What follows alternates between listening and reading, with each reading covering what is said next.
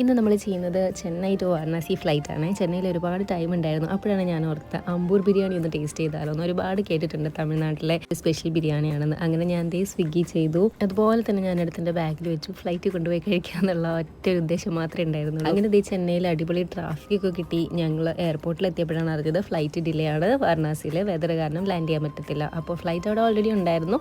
Take off clearance കിട്ടിയിട്ടുണ്ടായിരുന്നില്ല. അപ്പോൾ ഞങ്ങൾ വിചാരിച്ചു ഒരുപാട് സമയം ഉണ്ടല്ലോ, ബിരിയാണി ഇപ്പം തന്നെ കഴിച്ചേക്കാം. അങ്ങനെ ഞാൻ ആക്രാന്തം പിടിച്ച് തുറക്കുന്ന വീഡിയോ ആണ് ഇപ്പോൾ കണ്ടുകൊണ്ടിരിക്കുന്നത്. ഒന്നും പറയാനില്ല, അടിപൊളി ടേസ്റ്റ് ആയിരുന്നു കേട്ടോ. വിശന്നിരിക്കുമൊന്നും അല്ലായിരുന്നു, എന്നാൽ കഴിക്കാമെന്ന് വിചാരിച്ചു. കാരണം ഇനി സമയം കിട്ടിയില്ലല്ലോ. അങ്ങനെ ഞാൻ എല്ലാവരെയും വിളിച്ച് വരുത്തി ഓരോ സ്പൂൺ വെച്ച് കൊടുക്കുന്നുണ്ടായിരുന്നു. എല്ലാവരും എന്ന് വെച്ചാൽ പാസഞ്ചേഴ്സ് അല്ല കേട്ടോ, ക്രൂ. പാസഞ്ചേഴ്സ് ആരും ഫ്ലൈറ്റിൽ ഇല്ല കേട്ടോ. എനിക്ക് വളരെയധികം ഇഷ്ടമായി.